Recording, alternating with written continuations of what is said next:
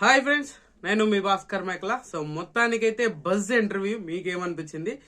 Tanuja buzz interview అనేది చాలా అంటే చాలా నచ్చిందా లేదా అనేది నేను చెప్పడం కాదు, మీరు చూడండి. జియో హాట్స్టార్ లో వస్తుంది.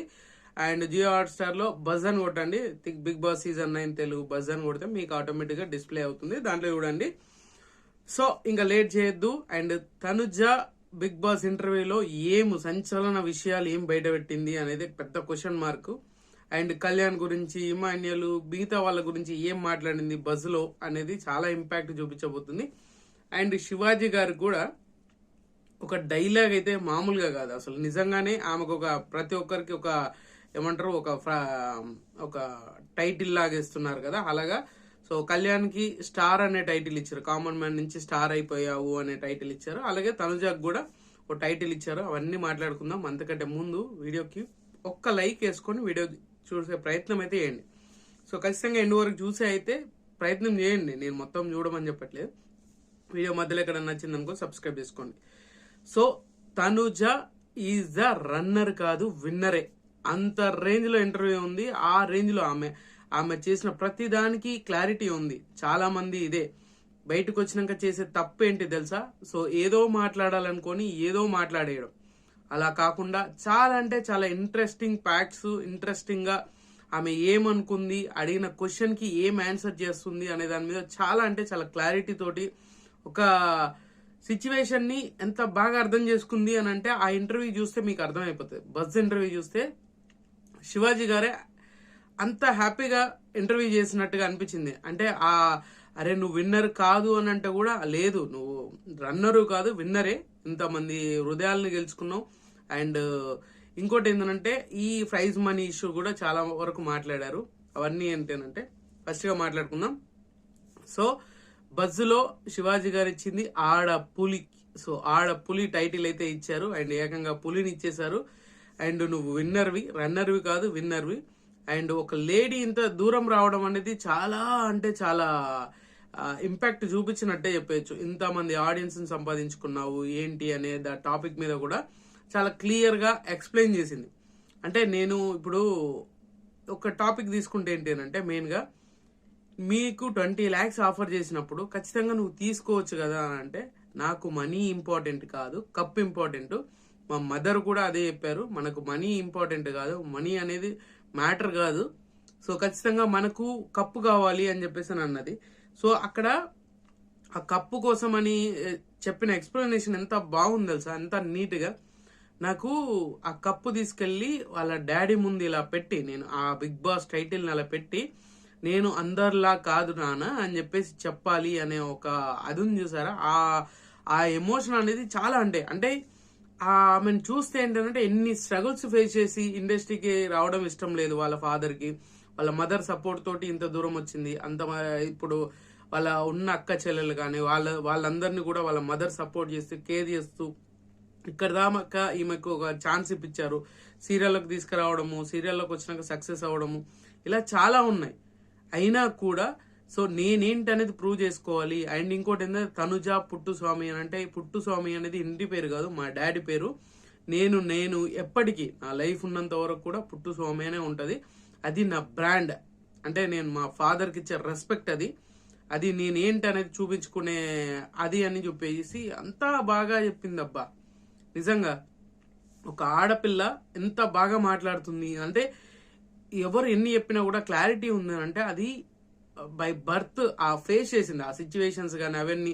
ప్రతిసారి కూడా నేను ఎక్కడ దాకా వచ్చేసి ఓడిపోయి వస్తున్నాను, నాకు ఇదేం కొత్త కాదు సార్, నువ్వు ఓడిపోయావని ఫీల్ అవుతున్నావా, ఈ సీజన్ ఏమన్నా ఓడిపోవడం కాదు, ఈ సీజన్ మీరు సాటిస్ఫైగా ఉన్నావు అని అంటే, లేదా 100% నేను సాటిస్ఫైగానే ఉన్నాను, నాకు ఓడిపోవడం కొత్త కాదు, ఇట్లా సెకండ్ రావడం కూడా కొత్త ఏం కాదు, నా లైఫ్ లో చాలా జరుగుతూనే ఉంటాయి, నాకు ఏది స్ట్రేట్ ఫార్వర్డ్ గా రాదు అని ఎంత బాగా సమాధానం చెప్పింది. ఎంత స్ట్రాంగ్ లీడరా, ఎమోషన్ ఎంత ఉందో అంతకు మించి స్ట్రాంగ్నెస్ అనేది క్లియర్ గా ఎపిసోడ్ లో కనిపించింది. అండ్ చాలా అంటే చాలా అదిగా. సో మీరు నిజంగానే అంత ఆ శివాజీ గారే ఒక షాక్ అయ్యి ఒక తెలియని హ్యాపీనెస్ తో ఇంటర్వ్యూ చేసిన ఫీలింగ్ కలుగుతుంది. మీరు అది చూస్తే మీకే అర్థం అవుతుంది అనమాట. సో భరణి తోటి బాండింగ్, ఒకసారి నాన్న అంటావు, ఒకసారి సార్ అంటావు, దీని మీద ఏంటి అని అంటే నిజంగానే ఏం ఎక్స్ప్లెనేషన్ రా బాబు. సార్ నేను గేమ్ ఆడడానికి వెళ్ళా, గేమ్ ఆడాను కొన్నిసార్లు, నేను ఆడడానికి వచ్చాను కానీ అక్కడ ఆ సిచ్యువేషన్ వల్ల నేను వెనకబడిపోవచ్చు. అలాంటి సిచ్యువేషన్లో ప్రతి ఒక్కరు మాట్లాడే మాటలకి ప్రతిదానికి కూడా నేను ఆడేది గేమ్. ఆ గేమ్లో నేను కొన్నిసార్లు మాట్లాడొచ్చు, కొన్నిసార్లు మాట్లాడకపోవచ్చు, కొన్నిసార్లు బ్యాక్ అవ్వచ్చు. అలాంటివన్నీ కన్సిడర్ చేసుకుని ఒక గేమ్ లాగా ఆ సిచ్యువేషన్లో అలా వెళ్ళిపోయాను. బట్ 100% నేను ఏ బాండ్ అయితే ఉన్నానో దాని మీదే ఉంటాను. ఎవరు ఎన్ని అనుకున్నా ఏమనుకున్నా గేమ్ ఆడాలి, గేమ్ గెలవాలి అనే ఆడాము తప్పితే అదే వెర్షన్లో అలా పిలవాల్సి వచ్చింది కానీ వేరే కొత్తగా ఏమీ లేదు. నేను ఏదో మనసులో పెట్టుకొని ఏదో డబల్ స్టాండ్ తీసుకొని సెల్ఫిష్గా ఆలోచించి అలాంటి ఏం చేయలేదు అని చెప్పేసి కూడా చాలా క్లారిటీగా చెప్పాను.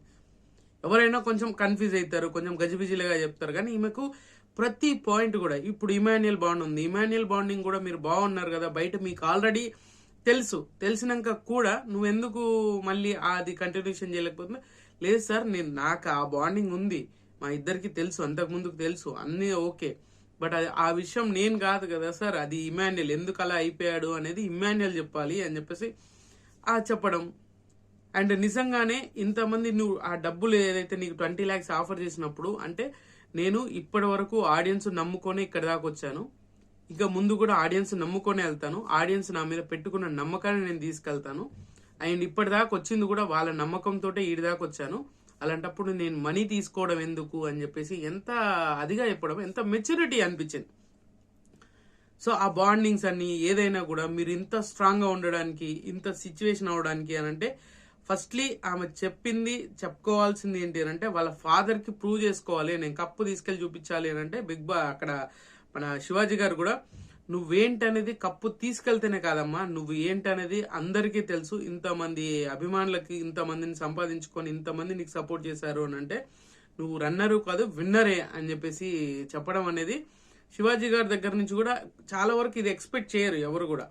అలాంటిది ఎక్స్పెక్ట్ చేసి ముందుకు తీసుకెళ్లడం అంటే చాలా బెటర్ ఆ పొజిషన్ అనేది నేను అనుకుంటున్నాను, నాకు అనిపించింది కూడా. అండ్ కళ్యాణ్ గురించి మాట్లాడు, విన్నర్గా నాగార్జున గారు స్టేజ్ మీద నీ హ్యాండ్ పైకి లేపినప్పుడు, అంటే ఇద్దరు హ్యాండ్స్ పైకి లేపినప్పుడు కళ్యాణ్ విన్నర్ అయినప్పుడు నీ ఫీలింగ్ ఏంటంటే ఆబ్వియస్లీ ఖచ్చితంగా ఆ బాధ అనేది ఉంటుంది. సో కళ్యాణ్ గురించి ఏంటి చెప్పు అని అంటే, కళ్యాణ్ గురించి ఏముంది సార్, వాడికి చెప్పాను, వాడు ఇంకా ఇది కూడా క్లారిటీగా అడిగాడు, ఆడియన్స్లో కాదు, ఆయన బయట పబ్లిక్లో ఒక క్వశ్చన్ మార్క్ ఉంది. సో కళ్యాణ్కి నీకు ఏంటి అని అంటే ఫ్రెండ్ అంతే. సో నేను ఆడికి వెళ్ళినాక కూడా ఇప్పుడు నువ్వు కళ్యాణ్ గెలిచాడని నువ్వు జల్స్ ఫీల్ అయ్యావా, నువ్వు కంగ్రాచులేషన్ చెప్పలేదా, ఇలాంటివన్నీ చాలా కూడా నడుస్తున్నాయి బయట. అదే క్వశ్చన్లు కూడా అవే రిపీటెడ్గా చెప్పేసరికి దానికి కూడా ఆన్సర్ ఇచ్చింది. సార్ నేను ఒకవేళ నేను సెల్ఫిష్గా నేను ఆలోచించుకుని ఉంటే వాడిని నువ్వు గెలవాలి అని నేను ఎందుకు చెప్తాను, ఎవరు ఓడిపోతే నాకెందుకు, నేనే గెలుస్తాను కదా అని అనుకోవచ్చు. లేదు నువ్వు ఖచ్చితంగా గెలవాలి అని చెప్పేసి నేను ప్రతి ఒక్కరికి కూడా చెప్పేది అదే. నేను కళ్యాణ్ కూడా అదే చెప్పాను, నువ్వు గెలిస్తే నేను గెలిచినట్టేరా అని చెప్పేసి కూడా మాట్లాడాను. ఇలాంటివన్నీ చాలా అంటే చాలా మిక్స్డ్ ఎమోషన్స్, చాలా క్లారిటీ ఉంది కళ్యాణ్కి చెప్పాను. అంటే దీంట్లో ఇంకో శివాజీ గారు ఒక పని చేశారు, ఆల్రెడీ కళ్యాణ్ కంటే నువ్వు పెద్ద కదా అని అంటే, అవును సార్ అది కూడా చెప్పాను నేను అని అంటే, ఆ క్లారిటీ నీకుందా, నాకు ఉంది సార్, నేను క్లారిటీ ఉంది, బయటికి వెళ్ళాక మేము పరిస్థితి ఏంటి, బయట ఎలా ఉంటాము ఏంది, బయటికి వెళ్ళాక ఎవరి దారి వాళ్ళది అయిపోతుంది, ఆ కాన్సెప్ట్లో ఆ బేసిస్ మీదనే సిచ్యువేషన్ కూడా చాలా క్లారిటీగా హ్యాండిల్ చేసింది. నిజంగా విన్నర్ క్వాలిటీస్ ఉన్నాయి. ఇప్పటి వరకు బయటకు వచ్చినాక విన్నర్ అయిన ప్రతి ఒక్కరు కూడా ఏదో లూజ్ టంగ్ అవ్వడం, ఏదో సిచ్యువేషన్లో అనవసరంగా దొరికిపోవడం అంటే వేరే విధంగా కాదు, మాట్లాడేసి అనవసరంగా అబ్బా పప్పులో కాలేసామరా అనే ఫీలింగ్ ఉంటుంది కదా, అలా కాకుండా ఈసారి మాత్రం తనుజ చాలా ఇంటెలిజెంట్గా అండ్ చాలా మెచ్యూరిటీగా ఆలోచించి ముందుకెళ్ళింది అనేది క్లియర్గా అర్థమవుతుంది. సో నాకైతే అదే అనిపించింది. బజ్ ఇంటర్వ్యూ చూసినాక ఎంత మందికి ఈ బజ్ నచ్చుద్ది అనేది అయితే కింద కామెంట్ చేయండి. ఖచ్చితంగా మోస్ట్లీ కళ్యాణ్ ఫ్యాన్స్ కాదు, బిగ్ బాస్ చూసే ప్రతి ఒక్కరు చూడండి, బిగ్ బాస్ చూసిన ప్రతి ఒక్కరికి తనుజ ఇంటర్వ్యూ ఖచ్చితంగా నచ్చుద్ది. ఎందుకంటే ఆమె చెప్పిన దాంట్లో మీకు ఫేక్ అనిపిస్తే, ఖచ్చితంగా చెప్తున్నాను, మీకు ఫేక్ అనిపిస్తుందా అప్పుడు మాట్లాడండి, కింద కామెంట్ చేయండి. కానీ అంత జెన్యున్గా ఆమె చెప్పిన దానికి, అక్కడ జరిగిన దానికి డబల్ స్టాండ్, సెల్ఫిష్, కోపం, అరుపులు, ఈ కోపం అయితే ఉంది సార్ నాకు అని చెప్పేసి కూడా మాట్లాడి, ఈ 3 monthsలో నేను చాలా నేర్చుకున్నాను, ఇప్పుడు కంట్రోల్ చేస్తాను అని చెప్పేసి కూడా చెప్పడం, ఇలా చాలా మెచ్యూరిటీగా ఆలోచించినట్టుగా అనిపించింది. నిజంగా ఒక విన్నర్ కావాల్సిన క్వాలిటీస్ ఉన్నాయా అంటే ఖచ్చితంగా ఉన్నాయి. మీరు ఎపిసోడ్ చూశాక కామెంట్ చేయండి, ఎక్స్ట్రీమ్ లెవెల్ ఉంటుంది. సో నేను ఇంకా కళ్యాణ్ బస్ చూడలేదు, టైం లేకుండే. బట్ నేను నైట్ చూశాను నేను తనుజది కూడా. అండ్ బస్ కూడా కళ్యాణ్ కూడా చూస్తాను. కళ్యాణ్ కూడా చాలా ట్రోల్ అవుతుంది. సో దాని మీద కూడా స్పందించాలని అనుకుంటున్నాను నేను. బట్ మీరేమనుకుంటారు ఏంటి అనేది కింద కామెంట్ చేయండి. దాన్ని బట్టి బస్ చేద్దామా లేదా అనేది డిసైడ్ అవుతాం. సో ఖచ్చితంగా ఈ వీడియో మీకు నచ్చినా కూడా లైక్ చేయండి, షేర్ చేయండి, కామెంట్ చేయండి, సబ్స్క్రైబ్ చేయాలని మర్చిపోద్దు. And good luck.